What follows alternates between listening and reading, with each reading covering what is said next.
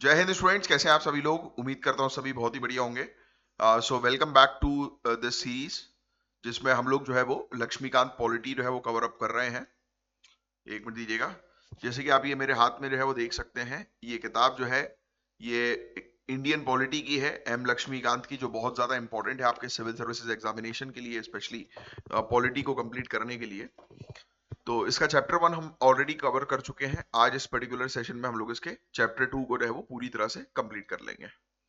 तो लाइक का बटन जरूर जो है वो हिट करिए, अपने साथ पेन और पेपर लेकर बैठिए, क्योंकि टॉपिक्स के दौरान मैं आपको कुछ चीजें जो है वो बताऊंगा, जो आप नोट डाउन कर लेंगे तो आपके लिए काफी अच्छा रहेगा। आपको अलग से नोट्स बनाने की जरूरत नहीं है।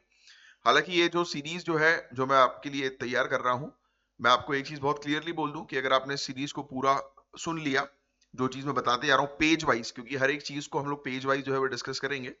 बस सिर्फ आपको ध्यान देना है मेरी बातों के ऊपर, है ना। जो चीज यहाँ पर लिखी हुई है उसको मैं आपको प्रॉपर तरीके से एक्सप्लेन करूंगा।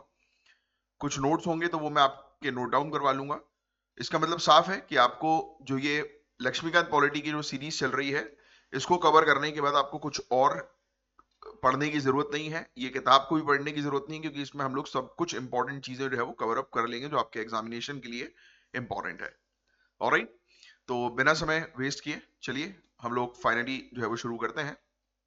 तो मेकिंग ऑफ द कॉन्स्टिट्यूशन, तो ये बड़ा इंपॉर्टेंट चैप्टर है, जिसमें हमें समझ में आएगा कि हमारा जो संविधान है वो किस प्रकार से बना। और मैं चाहूंगा कि आप लोग जो स्पीड है इस वीडियो की, वो 1.5x जो है वो कर लें, क्योंकि 1.5x की स्पीड में और बेहतर तरीके से जल्दी आपको जो है वो समझ में आएगा। चलिए, तो यहां पर सबसे पहले तो मैं आपको दो चीज बताऊंगा कि कॉन्स्टिट्यूएंट असेंबली की डिमांड, मतलब कैसे शुरू हुई, कैसे बनी, और दूसरा जो है उसका पूरा ढांचा, कंपोजिशन कॉन्स्टिट्यूएंट असेंबली का क्या रहा है। तो ये हम लोग जो है वो डिस्कस करेंगे। तो सबसे पहले डिमांड की बात करें, कॉन्स्टिट्यूएंट असेंबली की डिमांड। सिविल सर्विसेज के लिए डेट्स और नाम बहुत ज्यादा इंपॉर्टेंट है, स्पेशली ये वाले। हालांकि सभी डेट्स इंपॉर्टेंट नहीं होते, सभी नाम इंपॉर्टेंट नहीं होते, बट यहां पर पॉलिटी के पॉइंट ऑफ व्यू से जो मैं भी आपको कुछ डेट्स बताऊंगा, कुछ नाम बताऊंगा, जो आपको बहुत अच्छे से ध्यान में रखना है। सबसे पहले 1934, ये ईयर बहुत इंपॉर्टेंट है, जो आपको ध्यान में रखना है। सबसे पहले कॉन्स्टिट्यूएंट असेंबली का आइडिया किसके द्वारा दिया गया था, ऐसा क्वेश्चन भी आता है। तो एम एन रॉय, बड़ा इंपॉर्टेंट फैक्ट है, ये ध्यान में रखिएगा। ये इंडिया में कम्युनिस्ट मूवमेंट के पायनियर थे, कम्युनिस्ट मूवमेंट के, है ना। ये लिखने की हालांकि जरूरत नहीं, बट 1934 एम एन रॉय, पहली बार अगर किसी ने कॉन्स्टिट्यूएंट असेंबली का आइडिया दिया है तो वो थे एम एन रॉय जी। फिर उसके जस्ट एक साल बाद 1935 में इंडियन नेशनल कांग्रेस ने पहली बार ऑफिशियली डिमांड किया कि इंडिया का अपना कॉन्स्टिट्यूशन होना चाहिए। तो इंडिया का अपना संविधान बनाने के लिए, क्योंकि कॉन्स्टिट्यूशन होना चाहिए, अब कॉन्स्टिट्यूशन कैसे बनेगा, एक कॉन्स्टिट्यूएंट असेंबली के थ्रू। तो पहली बार जो है वो डिमांड रखी गई कि भाई एक कॉन्स्टिट्यूएंट असेंबली होनी चाहिए, एक ऐसी सभा होनी चाहिए जो संविधान को बनाए। तो वो डिमांड इंडियन नेशनल कांग्रेस ने 1935 में जो है वो रखी थी। ये फैक्ट भी आपको ध्यान में रखना है।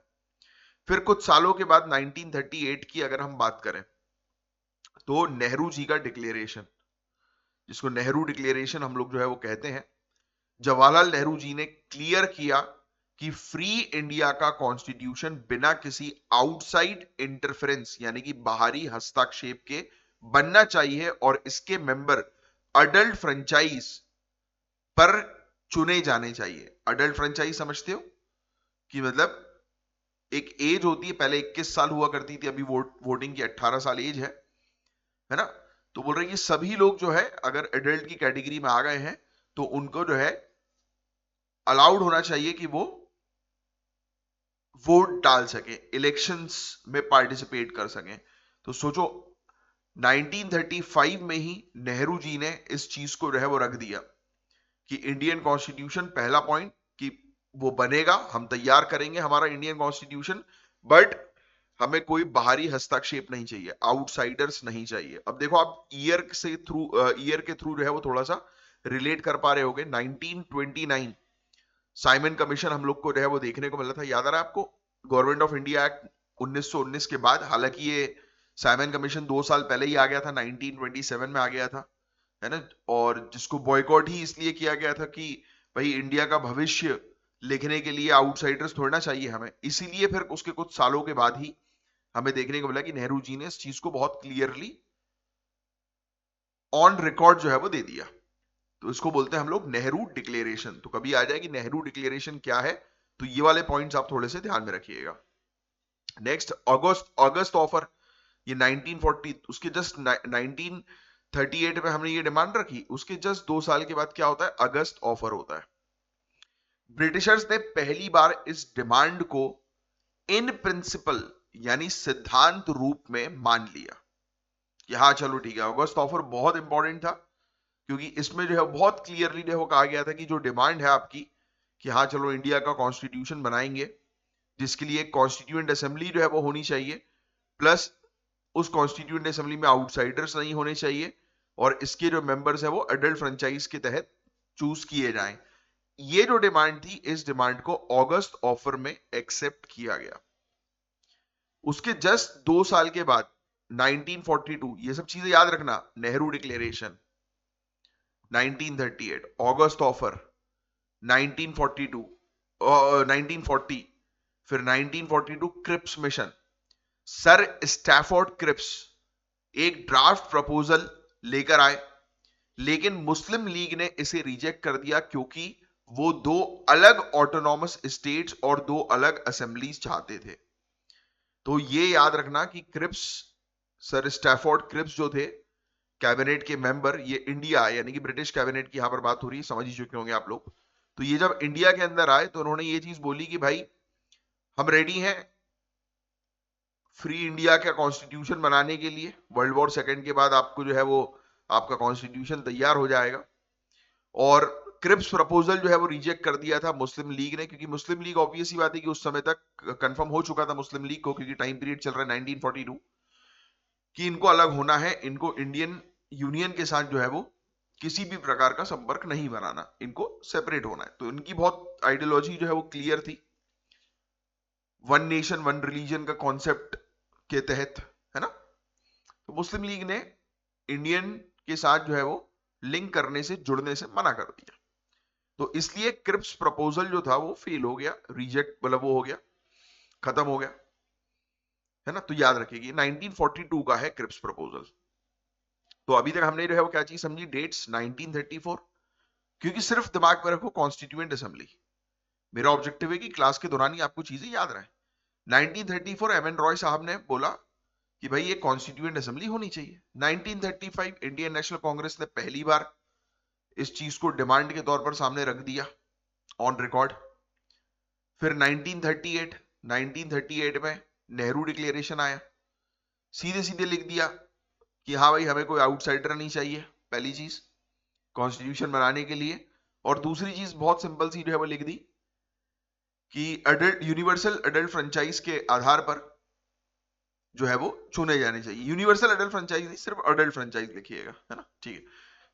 ये बात एक ही है वैसे तो, ठीक है। 1938, फिर 1940, 2 साल के बाद अगस्त ऑफर आया। ब्रिटिशर्स ने बोला कि चलो ठीक है डिमांड फुलफिल कर लेंगे, क्योंकि ब्रिटिशर्स की फटी पड़ी हुई थी वर्ल्ड वॉर सेकेंड के कारण, है ना। उनको चाहिए था इंडिया का सपोर्ट, है ना। उनको समझ में आ गया था कि भाई अब आर्य पार हो सकता है, तो अब कुछ नहीं है हमारे हाथ में, और उसी चीज का हमने फायदा उठा के डिमांड फटाफट सामने रखी। फिर 1942 क्रिप्स मिशन आता है, जो रिजेक्ट हो गया। क्यों रिजेक्ट हो गया, क्योंकि मुस्लिम लीग नहीं चाहती थी इंडियन यूनियन के साथ अलाइन करना। अब बड़ी इंपॉर्टेंट चीज है, फिर कैबिनेट मिशन प्लान आया। फाइनली कैबिनेट मिशन इंडिया में आया। कुछ नहीं थे, कैबिनेट के लोग थे ब्रिटिश कैबिनेट के जो इंडिया आए। इसने 2 असेंबलीज की डिमांड को तो रिजेक्ट कर दिया। इनने बोला कि नहीं यार, ये मुस्लिम लीग क्या बोल रही है कि अलग असेंबली बनानी है, नहीं हम नहीं चाहेंगे। पर एक ऐसी स्कीम दी जिससे मुस्लिम लीग लगभग सीमित हो गई, समझ रहे हो। तो ये चीज देख लो आप, फाइनली कैबिनेट मिशन इंडिया आया, उन्होंने रिजेक्ट कर दिया इस आइडिया को कि नहीं भाई 2-2 कॉन्स्टिट्यूएंट असेंबली तो नहीं बना सकते आप लोग, है ना। और फिर एक कॉन्स्टिट्यूएंट असेंबली के लिए उन्होंने स्कीम दी थी, और जिसने मुस्लिम लीग को जो है वो हल्का फुल्का सेटिस्फाइड है वो कर दिया था। बस उतना ज्यादा आपको ध्यान में रखने की आवश्यकता नहीं है, दैट्स इट। बट क्या चीज समझना है कि कैबिनेट मिशन प्लान के अंदर असेंबली का स्ट्रक्चर तैयार हो, क्योंकि ये कैबिनेट मिशन जो आया, इनने बहुत चीजें तरीके से क्लियर कर दी कि भाई क्या स्ट्रेंथ होगी आपकी। इनने पहले तो ये मना कर दिया कि दो तो कॉन्स्टिट्यूएंट असेंबली बनी नहीं सकती, एक बनेगी। उसमें इन्होंने पूरी चीज जो है वो मेंशन करी, पूरा स्ट्रक्चर बताया।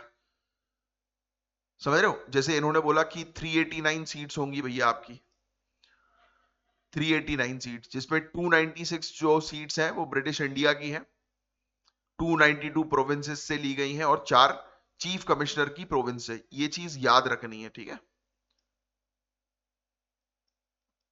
389 में से 296 सीट्स ब्रिटिश इंडिया की, उसमें भी 292 सीट्स जो है प्रोविंस से, और 4 चीफ कमिश्नर प्रोविंस से। फिर 93 प्रिंसली स्टेट्स। तो ये हुआ था स्टार्टिंग में, जब कैबिनेट मिशन आया तो उसने ये चीज बोली कि इस तरीके से भाई आप इलेक्शन जो है वो करो। यानी कि ये कैबिनेट मिशन समझाने के लिए आया था कि इंडिया के अंदर जो है वो अगर आपको संविधान बनाना है तो कहां से किस तरीके से लोगों को जो है वो आपको इलेक्ट करना पड़ेगा। तो उन्होंने ये पूरा स्ट्रक्चर जो है वो डिफाइन कर दिया। अच्छा, सीट्स का एलोकेशन कैसे हुआ कि भाई ये सीट जो है वो कहां से कितनी ली जाएंगी? तो ऑब्वियसली बात है, पॉपुलेशन के आधार पर। सीट्स पॉपुलेशन के हिसाब से जो है वो दी गई थी, रफली 1 सीट पर मिलियन, यानी कि 10 लाख पॉपुलेशन के लिए 1 सीट थी। ये भी लिख लेना आप, ठीक है? नेक्स्ट आगे बढ़ते हैं। ब्रिटिश प्रोविंस में सीट्स को 3 कम्युनिटीज में बांटा गया, मुस्लिम, सिख और जनरल, है ना? इनने बोला कि नहीं भाई, हम जो है वो सीट्स को जो है वो रिजर्व करके रखेंगे, सिख के लिए भी होंगी, मुस्लिम के लिए भी होंगी और जनरल के लिए भी होंगी। जनरल मतलब all except Muslim and Sikhs. Election का मेथड जो था वो proportional representation by means of single transferable vote, ये वाला था। ये आगे चल के हम लोग जो है वो समझेंगे ये मेथड जो है वो क्या है। अभी के लिए सिर्फ लिख लो जिनको नहीं पता। हालांकि एनसीईआरटी अगर आपने ध्यान से पढ़ी होगी तो ये proportional representation by means of single transferable vote उसमें दिया हुआ है। एनीवेज, अभी के लिए उतना नहीं पढ़ना है। अब सुनो, असेंबली पूरी तरह से इलेक्टेड नहीं थी। ये पार्टली इलेक्टेड और पार्टली नॉमिनेटेड थी। मतलब ब्रिटिश इंडिया से लोग इलेक्ट होके आते थे, और जो प्रिंसली स्टेट्स थे वहां से राजा जो है वो अपने किसी एक सदस्य को नॉमिनेट करके भेज देते थे कि जाओ भाई तुम चले जाओ। यानी कि ये इन्होंने एक वो तैयार किया चीज है। ये पॉइंट बहुत इंपॉर्टेंट है जो आपको ध्यान में रखना है ना? अगर क्वेश्चन आ जाए कि कॉन्स्टिट्यूएंट असेंबली जो है, क्या उसमें सभी के सभी लोग जो थे वो इलेक्शन के through, universal adult franchise election के थ्रू जो है वो इलेक्ट हो रहे थे? नहीं, इसमें इलेक्टेड मेंबर्स भी थे, प्लस इसमें नॉमिनेटेड मेंबर्स भी थे। नॉमिनेटेड मेंबर्स कहां से आ रहे हैं? प्रिंसली स्टेट से, राजाओं की टेरिटरी से। और इलेक्टेड मेंबर्स ब्रिटिश इंडिया की टेरिटरी से आ रहा है। अभी हमने देखा ना कि 389 सीट्स बोली गई, 296 सीट्स जो थी वो ब्रिटिश इंडिया की थी, और 93 सीट्स जो थी वो प्रिंसली स्टेट्स की थी। अभी डिस्कस किया हमने, ठीक है? तो ये फैक्ट्स जो है वो आप थोड़े से ध्यान में रखिएगा। मैं एक बार रिवाइज फिर से आपको जो है वो करवा देता हूँ, जहां जो चीज हमने अभी पढ़ी जिससे आपको याद रहे। M N Roy 1934, officially constituent assembly की डिमांड हुई आईएनसी के द्वारा 1935। 1940 में ये सब डिमांड जो है वो एक्सेप्ट कर ली गई, जिसको ऑगस्ट ऑफर हम लोग बोलते हैं। 1942 मुस्लिम लीग ने जो है वो डिमांड रिजेक्ट कर दी, क्योंकि वो लोग जो है वो चाह रहे थे कि एक सेपरेट स्टेट उनको मिले। फिर कैबिनेट मिशन इंडिया में आए, उसने मना कर दिया कि नहीं भाई, मुस्लिम लीग गुरु, दो तो कॉन्स्टिट्यूएंट असेंबली नहीं बनेंगी। बट उन्होंने एक स्ट्रक्चर बना दिया जिसमें कहा कि 389 सीट्स होंगी, 296 ब्रिटिश इंडिया से, 93 प्रिंसली स्टेट से, और रिजर्व सब्जेक्ट कौन से थे? मुस्लिम और सिख। और ये बॉडी जो थी वो पार्टली इलेक्टेड थी, पार्टली नॉमिनेटेड बॉडी थी। इनडायरेक्टली इलेक्शन हुए थे लिमिटेड फ्रेंचाइज से, है ना? तो यहां तक बातें क्लियर हो गई सभी के। अब नेक्स्ट आगे बढ़ते हैं, ठीक है? असेंबली ने काम कैसे शुरू किया, और इंडिया के संविधान की जो बुनियादी ढांचा जो है वो क्या था, या फिर मैं आपसे बोलूं कि इंडियन कॉन्स्टिट्यूशन की जो मेन फिलॉसफी है वो हमें यहां से पता लगेगी, ठीक है? तो आइए, सबसे पहले तो कुछ चीजों के बारे में हम लोग चर्चा करें। ये वाली चीज तो आपको क्लियर हो ही गई है पूरी, है ना? कि कितनी सीट्स थी, क्या थी। महात्मा गांधी जी नहीं थे इन लोग की कॉन्स्टिट्यूएंट असेंबली में, बाकी सभी लोग थे, क्योंकि उनका काम, उनने बोला कि मेरा काम पूरा हो गया, पॉलिटिक्स से मुझे कोई लेना देना नहीं है। चलो वो सब बातें नहीं है, अपन तो कॉन्स्टिट्यूशन समझना है। अब सबसे मोस्ट इंपॉर्टेंट चीज जो आपको ध्यान में रखनी है वो है पहली मीटिंग और इलेक्शन, है ना, क्योंकि लोग आकर बैठेंगे तभी तो जाकर सब, क्योंकि आप सीख ये रहे हो यहां पर कि संविधान हमारा बना कैसे। अब लोग आएंगे बैठेंगे तभी तो बनेगा। कैबिनेट मिशन ने पूरा स्ट्रक्चर बता दिया कि भाई यहां से इतने इतने लोगों को उठा लो। अब वो लोग आकर उठ गए, इलेक्ट हो गए, अब वो बैठेंगे। तो अब सुनो, ब्रिटिश इंडिया की 296 सीट्स के लिए इलेक्शंस हुए। कितनी सीट्स के लिए इलेक्शन हुए? 296 सीट्स के लिए इलेक्शन हुए ब्रिटिश इंडिया की। कब हुए? जुलाई से लेकर अगस्त 1946 में। कांग्रेस ने 208 सीटें जो है वो जीती। कांग्रेस ने 208 सीटें जो है वो जीती। मुस्लिम लीग ने 73 और बाकी 15 सीट जो है वो इंडिपेंडेंट और छोटे ग्रुप्स को जो है वो मिल गई। ठीक है, तो ये फैक्ट भी ध्यान में रखिएगा। फिर आपको ऑलरेडी पता है ये नॉमिनेटेड है 93 सीट्स। 93 सीट्स खाली रखी क्योंकि प्रिंसली स्टेट्स ने असेंबली से दूर रहने का जो है वो फैसला लिया। राजाओं की जो टेरिटरी थी उन्होंने बोल दिया राजा लोगों ने कि भाई अभी हम लोग को कोई इलेक्शन के चक्कर में नहीं पड़ना है भाई साहब, हम इससे जो है वो दूर रहेंगे। तो इन्होंने दूर रहने का जो है वो फैसला लिया। मुस्लिम लीग ने इसका बॉयकॉट किया और अलग पाकिस्तान की मांग जो है वो करी। देखो आप, ये चीज हो गई। कितनी टोटल सीट हमने देखने को मिली अभी थोड़ी देर पहले? 389 सीट्स, है ना। अभी तमाशा आपको समझ में आएगा। कैबिनेट मिशन आकर जो है वो बोल रहा है कि मुस्लिम लीग की डिमांड पूरी नहीं करेंगे, हाँ, क्योंकि अलग से जो है वो कॉन्स्टिट्यूएंट असेंबली नहीं बनानी, तुम लोग इसी में जो है वो एडजस्ट करो। उनने 389 जो है वो सीट्स रख दी।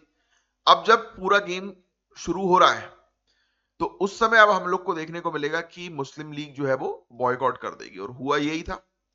मुस्लिम लीग ने पूरी, पहली मीटिंग इसकी होती है 9 दिसंबर 1946, डेट लिख लो आप, यहां पे लिखा हुआ है 9 दिसंबर 1946 इसकी पहली मीटिंग होती है। और उस पहली मीटिंग में ही हम लोग को जो है वो देखने को मिला कि मुस्लिम लीग जो है वो भाग गई। उसने बोला कि नहीं भाई, हम नहीं आएंगे, हम नहीं आएंगे। उन्होंने बोला कि हमें तो एक पाकिस्तान स्टेट जो है वो चाहिए, सेपरेट स्टेट। हम कैबिनेट मिशन को नहीं मान रहे, अब हम नहीं करेंगे ये सब। इसीलिए सिर्फ 211 मेंबर्स ने ही अटेंड किया था इसकी पहली मीटिंग कॉन्स्टिट्यूएंट असेंबली की। तो याद रखना, मुस्लिम लीग ने मना कर दिया इसमें आने से, इसलिए 211 मेंबर्स ने ही अटेंड की थी। कुछ इंपॉर्टेंट पर्सनालिटीज के नाम जो है वो आप थोड़े से जो है वो ध्यान में रखिए, काफी इंपॉर्टेंट है, अक्सर एग्जाम में आते हैं। डॉक्टर सच्चिदानंद सिन्हा, इनको टेम्पररी प्रेसिडेंट बनाया गया था फ्रेंच प्रैक्टिस के बेसिस पर। इनको प्रेसिडेंट जो है वो बनाया गया, ये फैक्ट भी ध्यान में रखिएगा। डॉक्टर सच्चिदानंद सिन्हा, ये लिखिएगा, क्योंकि ये ओल्डेस्ट मेंबर थे, है ना, जिनको इलेक्ट किया गया था। और वो फ्रांस में ये प्रैक्टिस चलती थी, बुजुर्ग थे ये, इसलिए इनको इस जो कॉन्स्टिट्यूएंट असेंबली जो बनी थी स्टार्टिंग वाली, है ना, क्योंकि अभी इंडिया और पाकिस्तान अलग अलग नहीं हुए हैं, है ना, ये बात समझिएगा आप। और पिछले लेक्चर से थोड़ा सा रिलेट करने की कोशिश कीजिएगा, जो मैंने भी आपको पिछले लेक्चर में बताया था। मैंने आपको जो है वो ये चीज जो है वो कही थी बहुत क्लियरली कि भाई जब हमारा संविधान जब तैयार हो रहा था, बन रहा था, उस समय क्या क्या चैलेंजेस जो है वो देखने को मिले थे। यस, तो हल्का फुल्का हमने डिस्कस किया था, टू द पॉइंट वैसा कोई टॉपिक आया नहीं था। अभी आगे चल के आएगा तो हम डिस्कस कर लेंगे। उनमें से एक सबसे बड़ा चैलेंज तो जो है वो यही था कि भाई इन्होंने पाकिस्तान की जो है वो डिमांड कर दी, इनको जो है वो अलग होना था, है ना। और हमने देखा कि जैसे ही पूरी चीज रेडी हो चुकी है, ब्रिटिशर्स आए, ब्रिटिशर्स ने बोला कि लो भाई 389 मेंबर्स की ये बॉडी जो है वो बनाओ और अपना संविधान लिखना शुरू करो। पाकिस्तान की मांग करके मुस्लिम लीग वहां से हट गई, अलग हो गई 9 दिसंबर 1946। और याद करो, पिछले लेक्चर में हमने दो चार्ट्स देखे थे कि कॉन्स्टिट्यूएंट असेंबली के मेंबर्स जो थे, पहली वाले वो ये थे, दूसरे वाले इंडिया की जो कॉन्स्टिट्यूएंट असेंबली बनी उसके मेंबर ये थे, क्योंकि चले गए थे ना मुस्लिम मेंबर ट्रांसफर भी हो गए थे। लियाकत अली खान साहब के बारे में हमने डिस्कस किया था, अगर आपको याद हो तो, लॉ मेंबर के तौर पर और फाइनेंस के तौर पर हम लोग को देखने को मिले थे। वो शिफ्ट हो गए थे, चेंज हो गए थे। याद आ रहा है? चार्ट दिमाग में आ रहा है? चार्ट, यस और नो? तो याद करो, रिकॉल करो चीजों को, पुरानी भी, है ना। तो यहां तक आई थिंक आपको बातें रहो क्लियर हो गई कि भाई कैबिनेट मिशन जब हुआ, आया इंडिया में, तो उसने बोला कि भाई वी आर नॉट हैप्पी कि आप लोग 2 कॉन्स्टिट्यूएंट असेंबली की डिमांड कर रहे हो, वो तो हम फुलफिल नहीं कर पाएंगे। अब एक काम करो, 389 मेंबर्स की एक बॉडी बनाओ। अब जिस दिन मीटिंग होनी थी उस दिन मुस्लिम लीग नहीं आई, बोलती हम नहीं करेंगे बात। इसलिए पूरे मेंबर्स ने अटेंड नहीं किया, मात्र 211 मेंबर्स ने अटेंड किया। और जिस समय ये कॉन्स्टिट्यूएंट असेंबली बनी थी पहली वाली, तो डॉक्टर सच्चिदानंद सिन्हा, याद रखिएगा, ये टेम्पररी प्रेसिडेंट थे, क्योंकि ये सबसे बुजुर्ग मेंबर थे, सीनियर मेंबर थे। बाद में फिर डॉक्टर राजेंद्र प्रसाद को प्रेसिडेंट बनाया गया और एच.सी. मुखर्जी, वी.टी. कृष्णामाचारी, इनको वाइस प्रेसिडेंट चुना गया, इन दोनों को। ठीक है, तो ये फैक्ट बहुत इंपॉर्टेंट है, ये चीज एग्जाम में जो है वो अक्सर आती है। राजेंद्र प्रसाद साहब प्रेसिडेंट और वाइस प्रेसिडेंट एच.सी. मुखर्जी और वी.टी. कृष्णामाचारी। क्लियर? बट ऐसा पूछ लिया जाए कि सबसे पहले जो है वो हेड कौन थे टेम्पररी, तो डॉक्टर सच्चिदानंद सिन्हा। फिर बाद में डॉक्टर राजेंद्र प्रसाद जी इलेक्ट हो गए। क्लियर? तो ये बहुत इंपॉर्टेंट है, ध्यान में रखिएगा। और असेंबली में महात्मा गांधी जी को छोड़कर उस वक्त के सभी बड़े नेता जो है वो शामिल थे इसमें। अब आगे की चर्चा करते हैं। ऑब्जेक्टिव रेजोल्यूशन बहुत इंपॉर्टेंट। उद्देश्य प्रस्ताव जवाहरलाल नेहरू जी ने 13 दिसंबर 1946, इधर देखिएगा आप, 9 दिसंबर 1946 मुस्लिम लीग नहीं आई, इनकी पहली मीटिंग हुई। 9 दिसंबर की बात हो रही है और अब आ रहा है 13 दिसंबर, क्योंकि यहां पर ऑब्वियस ही बात है कि मुस्लिम लीग नहीं आई, तो 2-3 दिन में हाहाकार मच गया कि अरे अब कैसे काम बनेगा।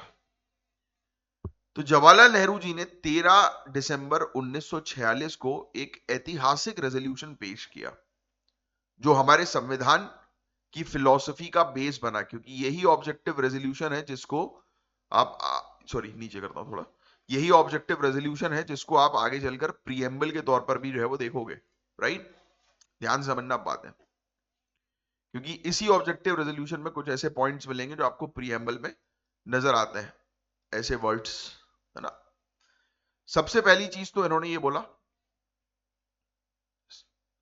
कहां गया, हाँ, सबसे पहला पॉइंट कि भैया देखो,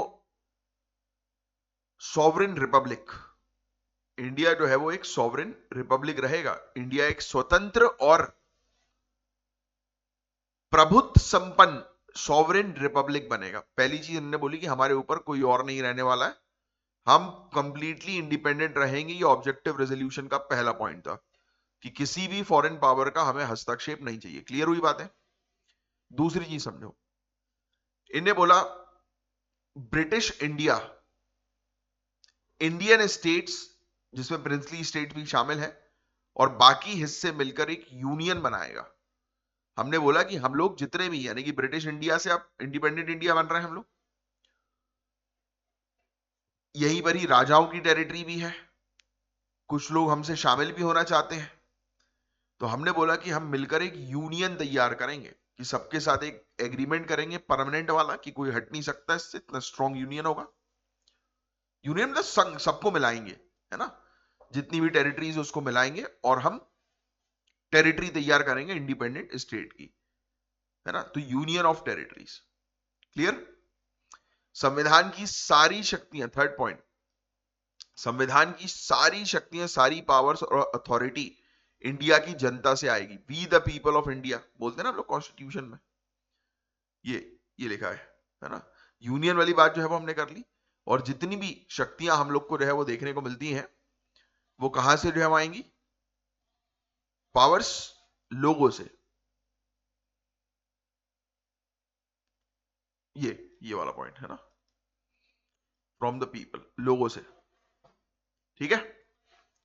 सभी सिटीजन्स को justice, socio economic, political, equality, समानता, freedom of thoughts, expression, belief, faith, इनकी गारंटी दी जाएगी। और कॉन्स्टिट्यूशन का प्रीएम्बल उठाकर आप पढ़ोगे तो आपको यही चीजें यहां पर नजर आएंगी। तो प्रीएम्बल कहां से लिया गया, अगर ऐसा कुछ क्वेश्चन आ जाए तो नेहरू साहब के ऑब्जेक्टिव रेजोल्यूशन से, 1946, 13 दिसंबर 1946, डेट के साथ याद रखिएगा।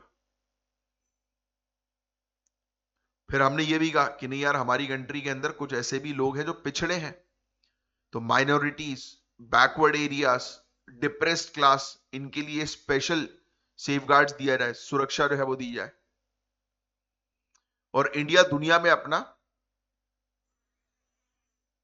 मतलब शांति बरकरार रखने का अपना हक मानता है ना, और वर्ल्ड पीस में इंडिया कंट्रीब्यूट जो है वो करेगा। तो ये चीज है, तो इन्होंने ये चीज जो है वो बोली। बस इतनी चीजें जो आपको ध्यान में रखनी है। तो यहां पर हमने क्या चीज पढ़ी उसको मैं एक बार रिवाइज करवा देता हूं। इंडिया के अंदर होते हैं इलेक्शन, उस इलेक्शन में जो है वो क्या हुआ, ये जुलाई अगस्त 1946 में इलेक्शन हो रहा है, ये लिखा हुआ है जुलाई अगस्त 1946। इस इलेक्शन में क्या हुआ, इंडियन नेशनल कांग्रेस 208 सीट जीत गई, मुस्लिम लीग 73 सीट्स जीती, है ना। ये थोड़ा सा जो है वो ध्यान में रखना है, सीट्स के नंबर भी। पहली मीटिंग होती है कॉन्स्टिट्यूएंट असेंबली की 9 दिसंबर 1946। मुस्लिम लीग भाग गई, मुस्लिम लीग ने बॉयकॉट कर दिया कि वो नहीं आ रहा है। क्यों नहीं आ रहे, उसका रीजन आपको पता ही है। टेम्पररी प्रेसिडेंट थे डॉक्टर सच्चिदानंद सिन्हा, प्रेसिडेंट थे राजेंद्र प्रसाद, वाइस प्रेसिडेंट मुखर्जी जी और कृष्णमाचारी जी, है ना। फिर आता है ऑब्जेक्टिव रेजोल्यूशन, कौन लाए, नेहरू साहब, जिसमें उन्होंने पूरी चीज लिखी हुई थी कि भाई हमारी फिलॉसफी क्या रहने वाली है पूरे इंडिया की, क्योंकि कॉन्स्टिट्यूशन पूरी फिलॉसफी को जो है बताएगा कि हम लोग क्या करेंगे, कैसे करेंगे। तो इन्होंने बहुत क्लियरली बता दिया कि हमें इंडिपेंडेंट रहना है ना। और यही जो है वो मॉडिफाइड वर्जन आगे चल के, मतलब मॉडिफाई, इसको मॉडिफाई किया गया और प्रीएम्बल बन गया ये हमारे कॉन्स्टिट्यूशन का। ठीक है, तो ये चीज बस इतनी सी है जो आपको थोड़ी सी ध्यान में रखनी है। नेक्स्ट, क्लियर सभी को अच्छे से। इंडियन इंडिपेंडेंस एक्ट 1947, ये तो हमने पढ़ा ही है पहले, याद हो आपको तो। अब इसके ये कहा भी गया था कि इंडिया जो है वो इस पर्टिकुलर कानून को चेंज भी कर सकता है, तो उसमें हमने चेंजेस किए। इंडिपेंडेंस एक्ट ने असेंबली की पोजीशन में 3 बड़े बदलाव किए। असेंबली, अब कॉन्स्टिट्यूएंट असेंबली अब पूरी तरह से एक सॉवरेन बॉडी बन गई, जो किसी भी तरह का संविधान बना सकती है और ब्रिटिश पार्लियामेंट के बनाए पुराने कानून को बदल या खत्म कर सकती है ना। तो ये चीज हम ऑलरेडी पहले समझ चुके थे इंडियन इंडिपेंडेंस एक्ट के बारे में। अब सुनना, असेंबली को 2 अलग अलग काम दिए गए। कॉन्स्टिट्यूएंट असेंबली को कहा गया कि भाई आपको जो है वो हम 2 अलग अलग जो है वो काम देंगे। ये बहुत इंपॉर्टेंट चीज है, समझना आप। कॉन्स्टिट्यूएंट असेंबली का पहला काम था कि आप संविधान बनाओ। भाई ऑब्वियस सी बात है कि ये तो बेसिक काम है इनका, कि इनको संविधान जो है वो बनाना है। और दूसरा था देश के लिए आम कानून बनाना, एक लेजिस्लेटिव बॉडी भी थी। यानी कि अब यही कॉन्स्टिट्यूएंट असेंबली संविधान भी बनाएगी और यही बॉडी जो है, क्योंकि अब ऑब्वियस ही बात है कि ये लोग तो पार्लियामेंट है अब, है ना। तो यही बॉडी जो है वो हम लोग को जो है वो देखने को मिलेगी कि देश के भविष्य के लिए कानून भी बनाएगी। समझ रहे हो। तो क्वेश्चन आए कि कॉन्स्टिट्यूएंट असेंबली के काम क्या थे, तो 2 इंपॉर्टेंट काम थे इनके। एक थे संविधान को बनाना और दूसरा देश को चलाना, मतलब देश में कानून बनाना, लेजिस्लेटिव बॉडी थी। तो जब ये कॉन्स्टिट्यूएंट बॉडी के रूप में मिलती थी तो चेयरमैनशिप जो थी वो डॉक्टर राजेंद्र प्रसाद साहब के पास थी, याद रखिएगा, वेरी इंपॉर्टेंट। जब कॉन्स्टिट्यूएंट असेंबली मिल रही है, सभी लोग कॉन्स्टिट्यूएंट असेंबली के सदस्य मिल रहे हैं और वो बोल रहे हैं कि भाई हम लोग को संविधान लिखना है, तो उस समय राजेंद्र प्रसाद साहब जो थे वो प्रेसिडेंट की भूमिका निभा रहे थे। ठीक है। अब दूसरा काम क्या था, ये लेजिस्लेटिव बॉडी है, पार्लियामेंट भी है एक, है ना। तब उस समय जो चेयरपर्सन थे उनका नाम लिख लो, जीवी मावलंकर। जीवी मावलंकर, जीवी मावलंकर, MAVLANKAR, जीवी मावलंकर। क्लियर। तो इन्होंने बोला कि भाई इस तरीके से जो है वो चीजें चलेंगी। क्लियर। तो देखो लिखा हुआ है इन्होंने यहां पर 3 चेंजेस जो है वो किए। इंडियन इंडिपेंडेंस एक्ट 1947 में। पहली ये सॉवरेन बॉडी होगी, मैंने आपको ऑलरेडी बता दिया। इसके दो अलग अलग फंक्शंस हम लोग को जो है वो देखने को मिलते हैं। सब चीज जो मैं आपको बता रहा हूँ कोई अलग से नहीं बता रहा हूँ, इसी पेज में लिखी हुई है ना।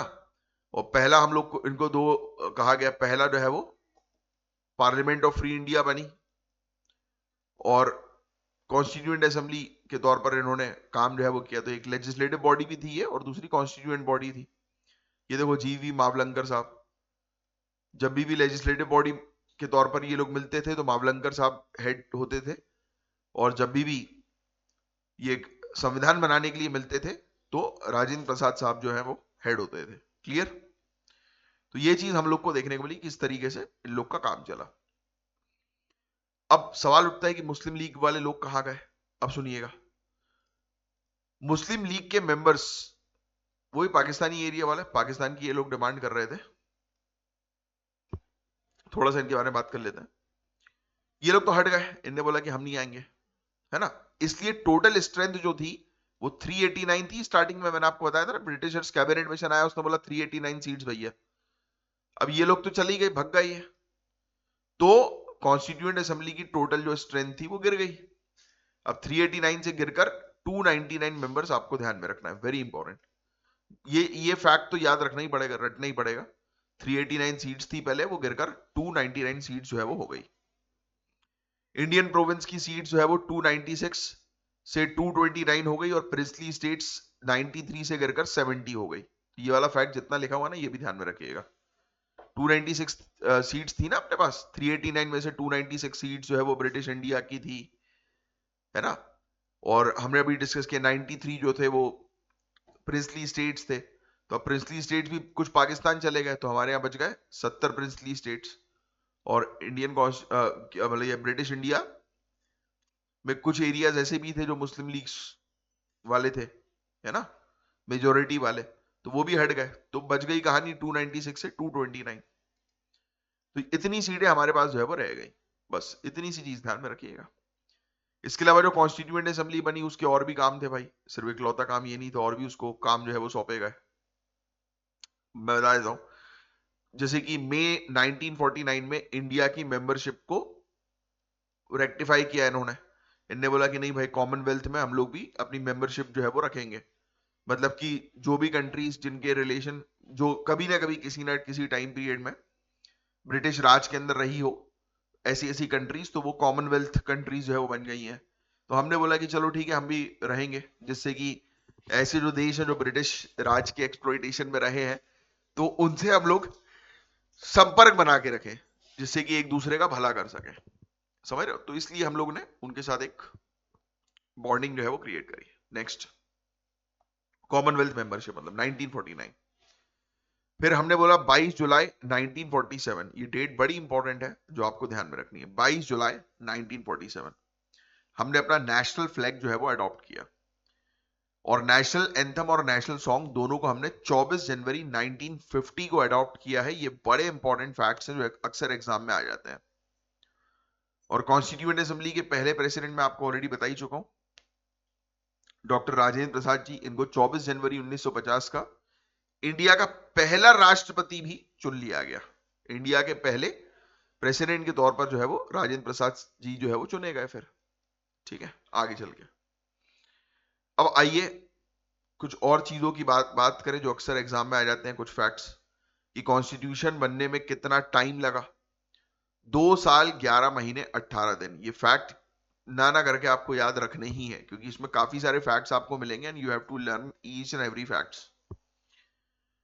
जब हम लोग कॉन्स्टिट्यूएंट असेंबली बना रहे थे, यानी कि हमारे कॉन्स्टिट्यूशन असेंबली के सदस्य, कॉन्स्टिट्यूएंट असेंबली के सदस्य,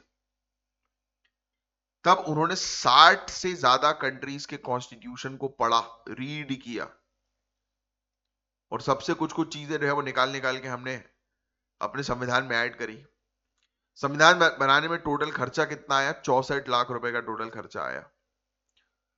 24 जनवरी 1950 को इसका फाइनल सेशन हुआ, और ये देखो आप डेट भी देख लो, जिस दिन हमने नेशनल एंथम और नेशनल सॉन्ग अडॉप्ट किया वो दिन था 24 जनवरी 1950 का। उस दिन आखिरी दिन था ये असेंबली का। पर असेंबली जो है वो खत्म नहीं हुई भाई, क्योंकि यही कॉन्स्टिट्यूएंट असेंबली है ये आगे चल के जो है वो हमारी पहली पार्लियामेंट बन गई। 1951-52 के इलेक्शंस तक प्रोविंशियल पार्लियामेंट के रूप में जो है वो उन्होंने काम किया। ये फैक्ट भी आप ध्यान में रखेंगे।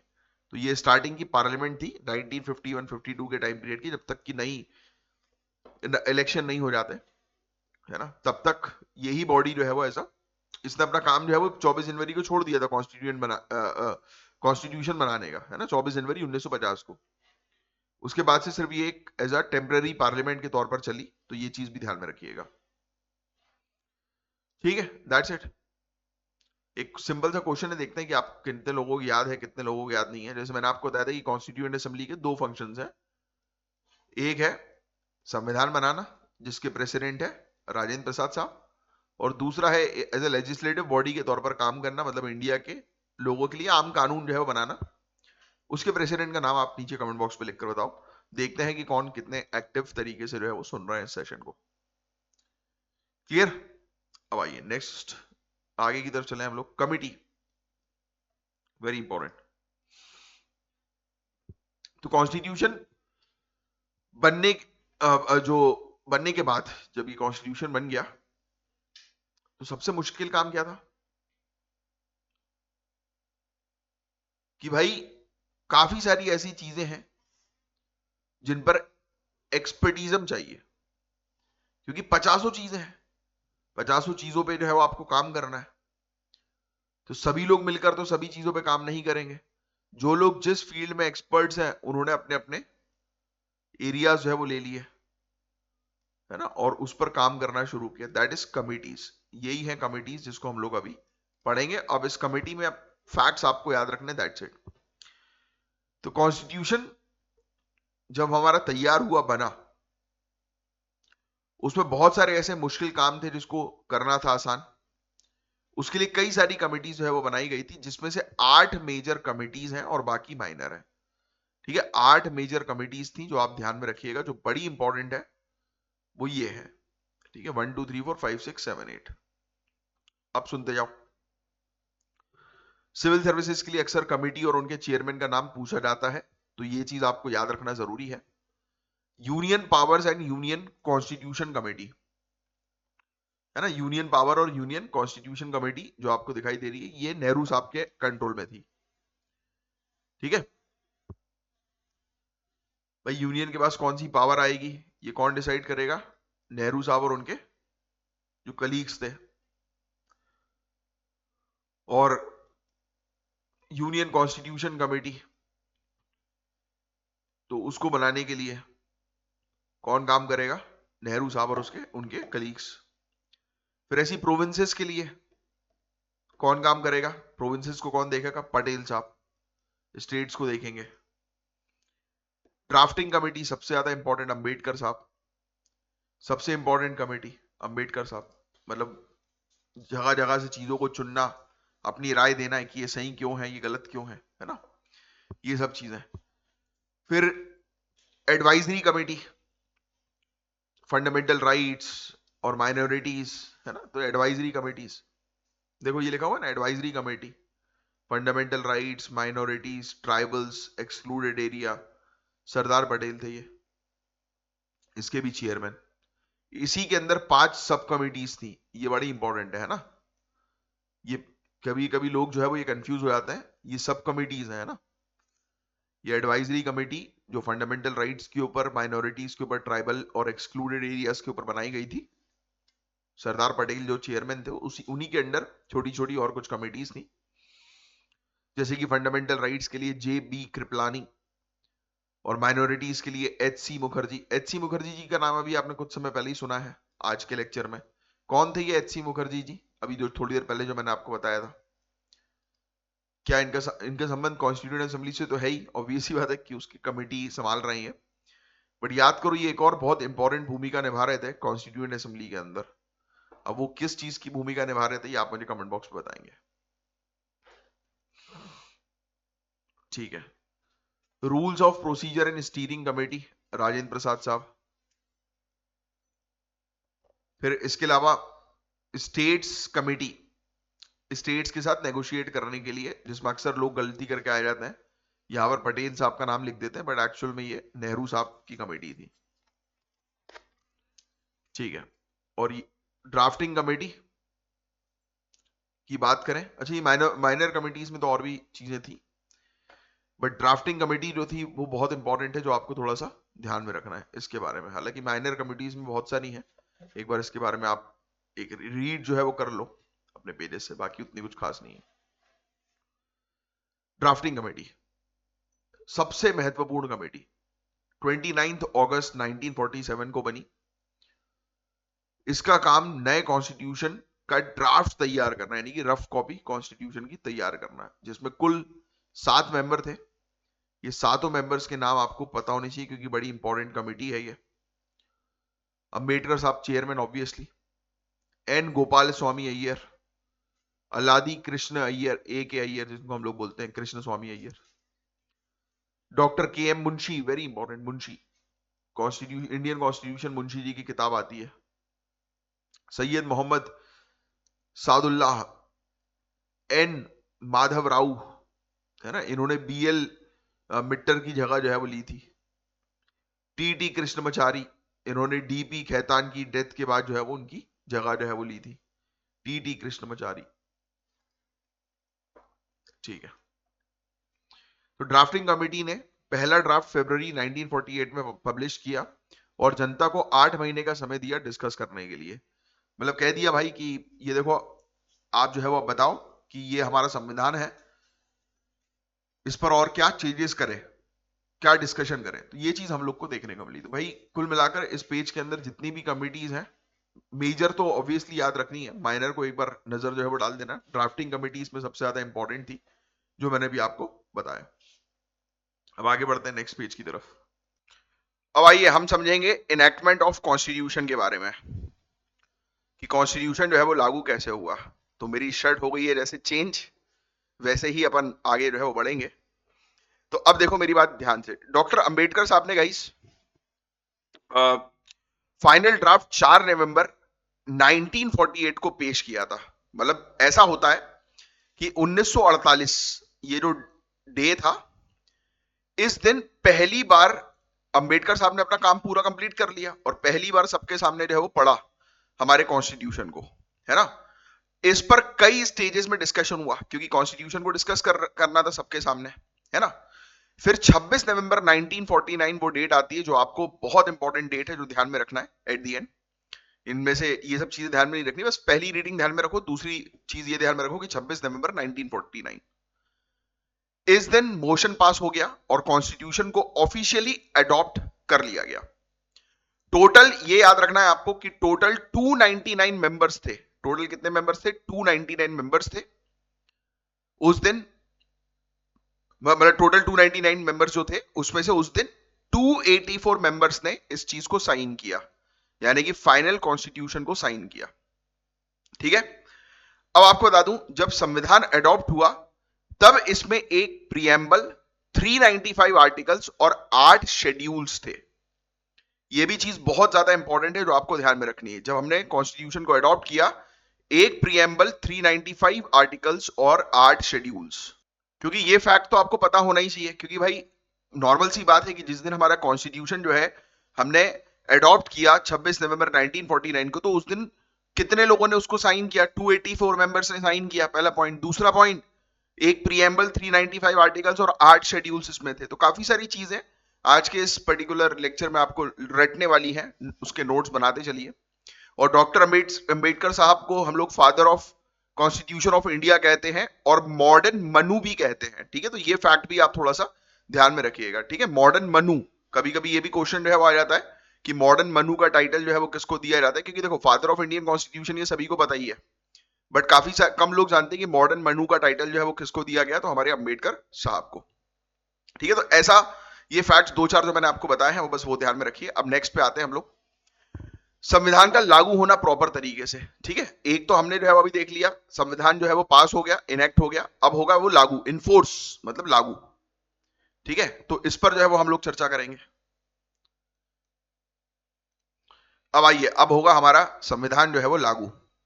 अब देखिए मेरी बात ध्यान समझिएगा, कुछ प्रोविजन जैसे कि सिटीजनशिप, इलेक्शन और प्रोविंशियल पार्लियामेंट, याद आ रहा है प्रोविंशियल पार्लियामेंट, स्टार्टिंग वाली पहली पार्लियामेंट 26 नवंबर 1949 को ही लागू हो गई थी। आर्टिकल 5, 6, 7, 8, 9, आर्टिकल 60, आर्टिकल 324 एक्सेट्रा, ये सब जो है वो पहले दिन ही लागू हो गया था। ये चीज ध्यान में रखना है, बस ये इतने बुलेट पॉइंट ध्यान में रखो। सिटीजनशिप वाली कहानी, इलेक्शन वाली कहानी, प्रोविंशियल पार्लियामेंट वाली कहानी, है ना। तो ये सब चीजें जो है वो एक ही दिन, पहले ही दिन 26 नवंबर 1949 को ही हमने लागू कर दी कि सब जगह ये अप्लाई हो जाएगा। बाकी पूरा संविधान यानी कि रिमेनिंग पार्ट जो है वो फाइनल, यानी कि जो रिमेनिंग पेजेस थे वो 26 जनवरी 1950 को जो है वो लागू हुए। ठीक है। अच्छा, अब 26 जनवरी ही क्यों, डेट क्यों चुनी गई, ऐसा भी अक्सर क्वेश्चन जो है वो पूछा जाता है। तो क्योंकि इसी दिन 1930 में इंडियन नेशनल कांग्रेस ने पूर्ण स्वराज डे मनाया था, लाहौर सेशन के बाद। तो ये फैक्ट भी ध्यान में रखना, 1930 में सेम डे 26 जनवरी को, क्योंकि ये लोग मार्क करना चाह रहे थे कि भाई कौन सी डेट लें हम लोग, क्योंकि एक कोई स्पेशल डेट्स होती है ना यार, कि कोई बड़ा इवेंट करना है तो कोई स्पेशल डेट पे ही हो वो इवेंट, है ना। तो इन्होंने जो है वो क्या किया, इन्होंने बोला कि नहीं भाई, हम 1930 को जो है वो हमने पूर्ण स्वराज जो है वो दिवस मनाया था, तो हम क्या करेंगे 26 जनवरी 1950 इसकी एनिवर्सरी वाले दिन ही संविधान को जो है वो पूर्ण तरीके से पूरे देश में लागू कर देंगे। ठीक है। अब संविधान लागू होते ही इंडियन इंडिपेंडेंस एक्ट 1947 खत्म हो गया, पहला point. Government of India act 1935 को भी खत्म कर दिया। तो ये बड़ा इंपॉर्टेंट फैक्ट है जो आपको ध्यान में रखना है। जैसे ही हमारा संविधान लागू होता है, ये पुरानी जो चीजें थी उनने जो है वो खत्म कर दी, क्योंकि इन्हीं पुरानी चीजों के आधार पर ही तो पूरा कॉन्स्टिट्यूशन बनाया था। अब डबल डबल चीज थोड़ा करनी है। तो मैंने आपको क्या क्या चीज सिखाई, 26 नवंबर 1949, ये डेट याद रखिएगा, प्रीएम्बल में भी इस डेट के बारे में मेंशन है, 26 नवंबर 1949। 26 जनवरी 1950 इस दिन रिपब्लिक डे मनाया जाता है। क्यों मनाया जाता है, क्योंकि 1930 में और इस दिन कॉन्स्टिट्यूशन को पूरे देश में लागू किया था, क्योंकि इसी दिन 1930 में पूर्ण स्वराज आईएनसी ने डिक्लेयर किया था। अब वो चीज मैं आपको बता चुका हूं, बी आर अंबेडकर साहब, इनको चीफ आर्किटेक्ट भी कहा जाता है कॉन्स्टिट्यूशन का, मॉडर्न मनु भी कहा जाता है, और फादर ऑफ इंडियन कॉन्स्टिट्यूशन तो ये है ही, है ना। 284 मेंबर जो थे उन्होंने साइन किया था, हम लोग को देखने को मिला कि फाइनल डॉक्यूमेंट कॉन्स्टिट्यूशन के लिए। और जब कॉन्स्टिट्यूशन बना तो उस समय एक प्रीएम्बल था, 395 आर्टिकल्स थे, 8 शेड्यूल थे।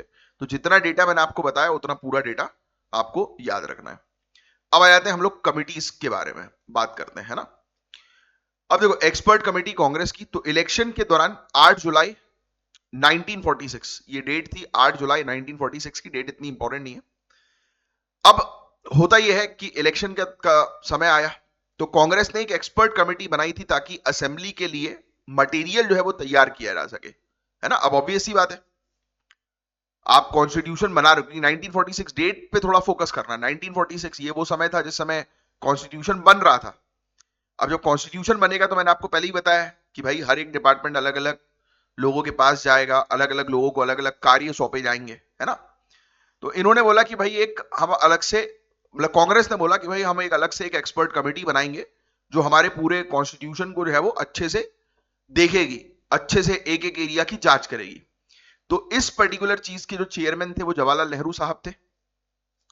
कांग्रेस ने एक एक्सपर्ट कमेटी बनाई थी असेंबली को, कॉन्स्टिट्यूएंट असेंबली को मटेरियल देने के लिए कि ये पढ़ो, आप ये करो, ऐसा करो, वैसा करो, है ना, पूरा मैनेज करने के लिए।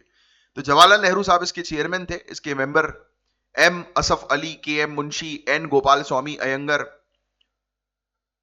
के T Shah, T R Gadgil, है ना,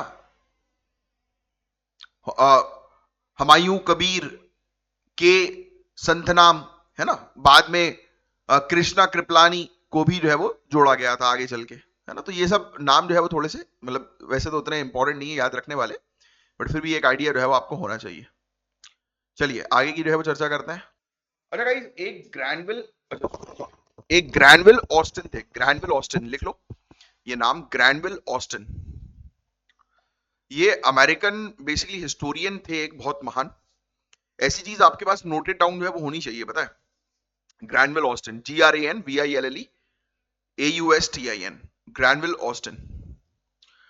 गाइस आपको पता है इनका कहना क्या था कि अगर ये कमेटी जो है ना, जिसके बारे में अभी हमने बात करी, ये वाली कमेटी जो पूरी जानकारी दे रही थी, पूरे मटेरियल दे रही थी कॉन्स्टिट्यूएंट असेंबली को कि भाई ये करो, यहां से इस देश में ये संविधान है, ये लो इसकी कॉपी, इस देश की ये संविधान की ये कॉपी लो, ये फलाना मैगजीन पढ़ लो, देखो इससे कुछ आइडिया मिले, यानी कि मटेरियल।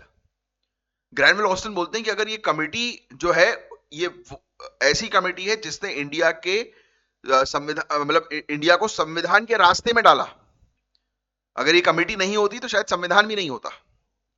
समझ रहे हो? ये ग्रैनविल ऑस्टिन ने वो कहा था। ऐसे स्टेटमेंट अगर आप देते हैं ना अपने मेंस के आंसर में, देखो यहां पर लिखा भी है, इनका जिक्र भी है। अब मैं ऐसी बात नहीं करता हूं, देखो लिखा है, इंडियन कॉन्स्टिट्यूशन के एक्सपर्ट थे, अमेरिकन थे, ये अमेरिकन हिस्टोरियन थे। इन्होंने ये कहा, देखो ये कांग्रेस एक्सपर्ट कमेटी ही थी जिसने इंडिया को ऐसे रोड पर डाला जिसके तहत हम लोग को कॉन्स्टिट्यूशन मिला। अगर ये कमेटी नहीं होती तो कॉन्स्टिट्यूशन में नहीं होता। समझ रहे हो? तो ये इसलिए ये वाली जो कांग्रेस की एक्सपर्ट कमेटी जो है, इसका इंपॉर्टेंस हम लोग को देखने को मिलता है। एनीवेज, अब आगे बात करते हैं हम लोग, क्रिटिसिज्म की बात करें, है ना, आलोचना की बात करें, तो भाई कॉन्स्टिट्यूएंट असेंबली को लोगों ने जो है वो भी किया कि अरे यार, मतलब कोसा की खराब है ये, इसकी कुछ कमियां है ना। जैसे कि ये एक रिप्रेजेंटेटिव बॉडी नहीं थी, क्योंकि मेंबर्स को इंडिया की जनता ने डायरेक्टली यूनिवर्सल एडल्ट फ्रेंचाइज के बेसिस पर नहीं चुना था। इसलिए पहला पॉइंट तो उन्होंने बोल दिया कि भाई ये एक ऐसी बॉडी है जो पूरी तरह से जो इंडिया जो है उसको रिप्रेजेंट नहीं करती है, तो ये एक रिप्रेजेंटेटिव बॉडी नहीं थी। तो बिल्कुल सही है ये वाली बात, है ना। नेक्स्ट इन्होंने बोला कि ये सॉवरेन बॉडी नहीं थी, क्योंकि ऑब्वियस ही बात है कि जिस समय ये सब बनाई जा रही थी 1946, और जो पूरा जो सिनेरियो एम.एन. रॉय से जो शुरू हुआ 1934 से, राइट, तब से लेकर अभी तक हम लोग ब्रिटिश राज के ऊपर ही थे ना, यानी कि जो भी काम हो रहा था ब्रिटिश गवर्नमेंट के अंडर ही हो रहा था। तो क्रिटिक्स का मानना था कि ब्रिटिश प्रपोजल्स से बनी थी ये, क्योंकि ब्रिटिशर्स अगर नहीं चाहते तो ये सब ना कमेटी बनती, ना कॉन्स्टिट्यूएंट असेंबली बनती, राइट, ना किसी प्रकार का अपग्रेड होता। तो इन्होंने बोला कि ये सॉवरेन बॉडी नहीं थी। तीसरा इन्होंने बोला कि भाई बहुत टाइम लिया इन लोगों ने, क्रिटिक्स ने ये कहा कि ये जो ड्राफ्टिंग कमेटी जो है वो नहीं है, ये एक ड्रिफ्टिंग कमेटी है, राइट। ये कॉन्स्टिट्यूएंट असेंबली जो है वो ड्राफ्ट का काम कुछ नहीं कर रही, कॉन्स्टिट्यूशन बनाने का काम कुछ नहीं कर रही, ये ड्रिफ्टिंग कमेटी है, डिले करती जा रही है। देखो क्लियरली यहां पर हम लोग को जो है वो देखने को मिलता है, coined a new name for drafting committee to show, ये देखो यहां पे लिखा है ना, to show his contempt for it, he called it a drifting committee, जो ड्रिफ्ट करते हैं ना वो, क्योंकि बहुत टाइम लिया इसने। अमेरिकन कॉन्स्टिट्यूशन सिर्फ 4 महीने में बन गया था, ये फैक्ट भी थोड़ा सा आपको पता होना चाहिए। जो अमेरिकन कॉन्स्टिट्यूशन जो था, मात्र 4 महीनों के अंदर जो है उसने अपने काम को कंप्लीट कर दिया। और इसने कितना काम टाइम लिया, नीचे कमेंट बॉक्स पे लिखकर बताओ। कॉन्स्टिट्यूएंट असेंबली ने कितने सालों में, कितने महीनों में ये पूरा संविधान बनाया है, कमेंट बॉक्स पे आप लोग लिखकर बताएंगे, क्योंकि इसके बारे में मैं फैक्ट ऑलरेडी बता चुका हूं। देखते हैं कौन एक्टिवली सुन रहा है और अपने नोट्स बना रहा है। याद नहीं आ रहा तो फिर से नोट्स की तरफ देखो अपने खुद के बनाए गए, और फिर बताओ मुझे कमेंट बॉक्स पे। फिर ग्रैनविल ऑस्टिन ने भी आलोचना करी थी कि असेंबली ही कांग्रेस थी और कांग्रेस ही इंडिया, पूरी कांग्रेस से भरकर, क्योंकि ऑब्वियस बात है कांग्रेस का ही बोलबाला था उस समय। तो इन्होंने बोला कि भाई कॉन्स्टिट्यूएंट असेंबली सिर्फ वन सिंगल पार्टी डोमिनेटेड थी, जो कि कांग्रेस थी। फिर इसके अलावा लॉयर पॉलिटिशियंस ही थे, कहा जाता है कि लॉयर की वजह से ही संविधान की भाषा इतनी कठिन और बल्कि है, क्योंकि इसमें मेनली पॉलिटिशियंस थे, लॉयर्स थे, और दूसरे एक्सपर्ट्स का कोई लेना देना नहीं था। इसलिए इसकी जो कॉन्स्टिट्यूशन जब पढ़ते हैं तो उसमें भाषा जो है वो इतनी डिफिकल्ट, इतनी टफ जो है, उसका कारण ही यह है कि कॉन्स्टिट्यूएंट असेंबली को बनाने वाले लोग जो थे वो ज्यादातर लॉ मेकर्स थे, पॉलिटिशियन थे, लॉयर्स थे। कुछ आलोचक जैसे कि लॉर्ड साइमन और विंसेंट चर्चिल, ये वाला नाम थोड़ा सा याद रखिएगा, लॉर्ड साइमन और एक और हम लोग को देखने को मिलते हैं विंसेंट चर्चिल। इनका कहना जो है वो ये था कि ये हिंदूस ज्यादा थे इसमें, है ना, हिंदुओं की संस्था है ये, और सिर्फ एक मेजर कम्युनिटी का रिप्रेजेंटेटिव है। मतलब इसको एक रिलीजन के साथ जो है वो लिंक कर दिया, कहा कि इसमें दूसरे जो लोग थे रिलीजन के वो नहीं थे। बट ऐसा नहीं है, हमने देखा कि काफी सारे मुस्लिम्स भी थे, सिख भी थे, है ना। तो हम लोग को देखने को मिला काफी सारे ऐसे लोग थे जो दलित, अंबेडकर साहब को कैसे भूल सकते हैं, है ना, जिन्होंने सप्रेस्ड क्लास के लिए जो है वो इतना किया। तो जो अभी समझा उसको एक बार फिर से मैं आप लोग के पास जो है वो रिपीट कर देता हूं, इस पेज में जो हमने बात करी पहली चीज तो हमने देखा कि कांग्रेस एक्सपर्ट कमेटी 1946 को बनी, जिसके चेयरमैन थे नेहरू साहब। इन्होंने इवन ऑब्जेक्टिव रेजोल्यूशन भी बनाया और पूरा यानी कि शुरुआत कर दी। ये ग्रैनविल ऑस्टिन ने बिल्कुल क्लियरली जो है वो ये चीज कही है कि अगर ये कांग्रेस एक्सपर्ट कमेटी नहीं होती तो कॉन्स्टिट्यूशन भी नहीं होता। नेक्स्ट, इसकी आलोचना इसकी आपको जो है पता होनी चाहिए कि डायरेक्टली लोगों के द्वारा इलेक्टेड नहीं थी, बहुत टाइम लिया, लगभग 3 साल ले लिए, है ना। नसीरुद्दीन अहमद जी भी थे जिन्होंने इसको ड्रिफ्टिंग कमेटी कहा था। ठीक है, किसने ड्रिफ्टिंग कमेटी कहा था? तो नसीरुद्दीन अहमद। ये चीज भी आप थोड़ी सी ध्यान में रखिएगा, नसीरुद्दीन अहमद। और फिर इसके अलावा वन पार्टी बॉडी थी, है ना, लॉयर्स थे, उनकी वजह से इसकी लैंग्वेज जो है वो काफी कॉम्प्लेक्स थी। हिंदूज की बॉडी जो है वो उसको कह दिया गया था लॉर्ड साइमन ने, लॉर्ड विस्काउंट साइमन ने। ठीक है, तो ये चीज हम लोग को देखने को मिली। अब कुछ नहीं, अब कुछ और इंपॉर्टेंट फैक्ट्स हैं जो बस आप समझ लीजिए। असेंबली ने एलिफेंट, हाथी को अपना ऑफिशियल सिंबल चुना था। ये फैक्ट बड़ा इंपॉर्टेंट है, ध्यान में रखिए। कभी कभी क्वेश्चन बाय चांस आ जाए कि कॉन्स्टिट्यूएंट असेंबली का ऑफिशियल सिंबल क्या था, तो हाथी था। कॉन्स्टिट्यूशनल एडवाइजर कौन थे? ये क्वेश्चन अक्सर एग्जाम में पूछा जाता है, सर BN राव, अक्सर आता है प्रीलिम्स में। कॉन्स्टिट्यूशनल एडवाइजर थे, याद रखिएगा। फिर सेक्रेटरी जो थे वो अयंगर, असेंबली के सेक्रेटरी थे, है ना, तो ये फैक्ट भी ध्यान में रखिएगा, HBR अयंगर। चीफ ड्राफ्ट्समैन जो थे वो SN मुखर्जी थे। इन्होंने कॉन्स्टिट्यूशन के प्रमुख प्ररूपकार जिनको कहा जाता है, चीफ ड्राफ्ट्समैन कहा जाता है। अगर क्वेश्चन आ जाए कि चीफ ड्राफ्ट्समैन कौन है, तो ज्यादातर लोग इसमें लिखकर आ जाते हैं अंबेडकर साहब का नाम। नहीं भाई,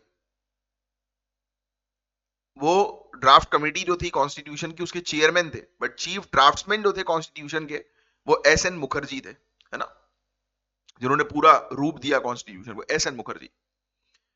लेखक जो कैलीग्राफर जो थे, Prem Behari Narain Raizada. Very very important, ये भी अक्सर एग्जाम में आता है, ये पूरे फैक्ट ध्यान में रखना है। इन्होंने ओरिजिनल कॉन्स्टिट्यूशन को अपने हाथ से इटैलिक स्टाइल में लिखा। ये भी कभी कभी पूछ लेते हैं, किस स्टाइल में? इटैलिक स्टाइल में। ठीक है, और ये किताब गाइस मेरी ही है, तो आप देख सकते हैं कि किस प्रकार से इस किताब को एक एक चीज जो है वो तरीके से पहले पढ़ी गई है, इसलिए मैं आपको वो चीज जो है वो बता पा रहा हूं।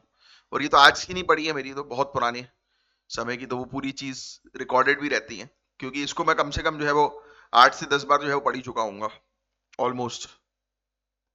मतलब पूरी पूरी किताब नहीं, किताब बस एक बार जो है पढ़ी जाती है, उसके बाद उसके बुलेट पॉइंट्स काम के होते हैं जो एग्जाम के लिए इंपॉर्टेंट होते हैं। तो इसलिए मैं आपको कह रहा हूं कि आप जो ये सीरीज चल रही है ना, उसको बहुत सीरियसली लो, और मुझे कमेंट बॉक्स पे जरूर बताना कि आपको ठीक लग रहा है कि नहीं लग रहा, क्योंकि उससे मुझे मोटिवेशन मिलता है कि कंटिन्यू रखने का। ठीक है, फिर इसके अलावा एक और इंपॉर्टेंट चीज है, इसकी जो पूरी सजावट है, डेकोरेशन जो है, शांति निकेतन जो है। अच्छा, शांति निकेतन जो है वो किसके द्वारा तैयार बनाया गया था? मुझे कमेंट बॉक्स में लिखकर बता सकते हैं, बड़ा इजी सा क्वेश्चन है, सभी लोग को पता ही होगा इसका आंसर। तो शांति निकेतन के आर्टिस्ट नंदलाल बोस और ब्योहर राम मनोहर सिन्हा। ये नाम बहुत इंपॉर्टेंट है, ध्यान में रखिएगा। इन्होंने पूरा ब्यूटीफुल तरीके से जो है वो किया था। और कैलीग्राफी किसके द्वारा की गई थी? मैंने आपको बता दिया, प्रेम बिहारी नारायण रायजादा। फिर ओरिजिनल कॉन्स्टिट्यूशन का हिंदी वर्जन वसंत कृष्ण वैद्य इन्होंने लिखा था। ये फैक्ट भी ध्यान में रखिएगा। जो कैलीग्राफी जो की गई थी हिंदी वर्जन की, ओरिजिनल कॉन्स्टिट्यूशन की, वो वसंत कृष्ण वैद्य, VK वैद्य, ये चीज याद रखिएगा। और नंदलाल बोस ने डेकोरेट किया था, जो मैं आपको ऑलरेडी बता ही चुका हूं। ठीक है, ठीक है। कांग्रेस का दबदबा बहुत ज्यादा था गाइस, आपको ऑलरेडी पता ही, इस चीज की आलोचना भी जो है वो की जाती है। बस इतना ही था इसमें। कुल 209 सीट में से कांग्रेस ने 208 सीट और मुस्लिम लीग ने 73 सीट्स जीती थी, है ना। तो ये वाली चीज भी आपको थोड़ी सी आइडिया जो है वो होनी चाहिए। ये देखो आप, 208 सीट्स यहाँ पर वो है ना, उसमें आप देख सकते हो, ये सब चार्ट्स वगैरह हैं। ठीक है, अच्छा, जब कॉन्स्टिट्यूशन जब बन रहा था, तो उस समय आपको पता है हिंदी जो लैंग्वेज थी, या हिंदी में लिखने का कोई भी वो नहीं था इसके अंदर ऑप्शन। ओरिजिनल कॉन्स्टिट्यूशन में हिंदी टेक्स्ट का कोई, अच्छा ये नीचे है, सॉरी, थोड़ा सा, हिंदी टेक्स्ट का कोई प्रोविजन था ही नहीं। 58th कॉन्स्टिट्यूशनल अमेंडमेंट 1987 जो हम लोग को देखने को मिलता है, इस अमेंडमेंट के जरिए आर्टिकल 394A जोड़ा गया। ये फैक्ट बड़ा इंपॉर्टेंट है जो आपको ध्यान में रखना है। 58th कॉन्स्टिट्यूशनल अमेंडमेंट 1987 में, सोचो कॉन्स्टिट्यूशन ऑलरेडी बन चुका है, 1950 में लागू हो चुका है। 1987 37 साल 37 ईयर्स बाद 58th कॉन्स्टिट्यूशनल अमेंडमेंट एक्ट आता है, जिसके तहत आर्टिकल 394 ए जोड़ा गया, जो प्रेसिडेंट को यह पावर देते हैं कि वो कॉन्स्टिट्यूशन का एक ऑथोरिटेटिव हिंदी ट्रांसलेशन पब्लिश करवाएं। सोचिए आप, इतने टाइम बाद हिंदी को जो है वो, हिंदी कॉन्स्टिट्यूशन को जो है वो मान्यता मिली। ठीक है, बस दैट्स इट, और कुछ नहीं है इसमें। बस बाकी आपको टेबल्स ही टेबल्स जो है वो दिखाई देंगे, उतने कुछ खास नहीं, एक बार नजर मान लो तो अच्छा है। कि पार्टीशन के बाद इंडियन साइड की असेंबली में टोटल 299 मेंबर्स हम लोग को जो है वो देखने को मिले थे, जो मैं आपको ऑलरेडी बता ही चुका हूं। ये तो पुराना वाला है कि ब्रिटिश प्रोविंसेस जो थी वो 11 थी, जिसमें 292 सीट्स थी, है ना।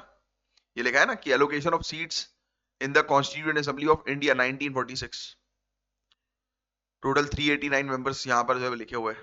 389, यस, टोटल प्रोविंसेस में हम लोग को जो है वो 229 मेंबर्स भी देखने को मिलते थे। प्रोविंसेस के सबसे ज्यादा मेंबर्स यूनाइटेड प्रोविंस के थे, जो उत्तर प्रदेश है ना, उसके बाद मद्रास, फिर बिहार। प्रिंसली स्टेट टोटल 70 थी, सबसे ज्यादा रिप्रेजेंटेशन मैसूर का था, ट्रावनकोर का था। तो ये सब उतना वो नहीं है आपके लिए इंपॉर्टेंट। ये देखो सेशंस लिखे हुए हैं कॉन्स्टिट्यूएंट असेंबली के, अलग अलग sessions, first, second, third, fourth, 11 sessions इसके हुए थे, बताया था ना मैंने आपको, अलग अलग सेशन, टाइम पीरियड। तो ये सब इतना इंपॉर्टेंट नहीं रहता आपके एग्जाम के लिए। हाँ, ये जरूर इंपॉर्टेंट है आपके लिए। क्रिटिक्स कहते हैं कि टाइम कंज्यूमिंग वाले जो आर्ग्यूमेंट है उसको काउंटर करने के लिए ये 2.6 वाला टेबल जो है बड़ा इंपॉर्टेंट है, क्योंकि आप बात समझिएगा। देखो यूएसए, सिर्फ 7 आर्टिकल्स थे यूएसए में, लगभग 4 महीने लगे इसको बनने में। कनाडा के अंदर 147 आर्टिकल्स हैं, मतलब उस समय जब बनाया गया था, लगभग इसको बनने में 2 साल 6 महीने लगे। ऑस्ट्रेलिया में 128 आर्टिकल हैं और इसको बनने में लगभग 9 साल लग गए, ये तो लिखा है ना। और साउथ अफ्रीका के अंदर हम लोग को जो है वो देखने को मिलता है कि 153 आर्टिकल्स हैं, इसको बनने में लगभग 1 साल लगा। तो ये फैक्ट भी ध्यान में रखिएगा, है ना। अब हमारे यहाँ तो हमें 2 साल 11 महीने 18 दिन लगे हैं, इंडिया को कितने, 2 साल 11 महीने 18 दिन, मैंने कहा था, ये चीज याद रखिएगा। तो इंडिया का संविधान दुनिया का सबसे लंबा रिटन कॉन्स्टिट्यूशन है, इसलिए इसका समय जस्टिफाइड है। अगर कोई पूछे कि भाई इतना लंबा टाइम जो है वो क्यों लगाया, भाई आप आर्टिकल भी तो देखो। भाई अगर कनाडा के अंदर 2 साल लगे, 2 साल 6 महीने लगे उसको 147 आर्टिकल बनाने में, तो भाई हमें तो कम ही लगे, 2 साल 11 महीने, मतलब थोड़ा सा ज्यादा ही लगा, बट कंपैरेटिवली तो कम ही लगे, क्योंकि हमारे आर्टिकल्स 395 हैं, उसके तो 147 ही हैं। हमें 2 साल 11 दिन और 18 महीने लगे, 2 साल 11 महीने और 18 दिन लगे। ठीक है, तो ये फैक्ट ध्यान में रखना। ठीक है, और क्या चीज है भाई, हाँ, कॉन्स्टिट्यूशन का आखिरी हिस्सा पार्ट 22, पार्ट 22 ऑफ कॉन्स्टिट्यूशन की अगर हम बात करें, इसमें कुछ आर्टिकल्स हैं, जैसे कि आर्टिकल 393 शॉर्ट टाइटल की बात करता है कि कॉन्स्टिट्यूशन ऑफ इंडिया, है ना। आर्टिकल 394 कॉन्स्टिट्यूशन के लागू होने की बात करता है, और आर्टिकल 394 ए ये 58th कॉन्स्टिट्यूशनल अमेंडमेंट एक्ट से जोड़ा गया था।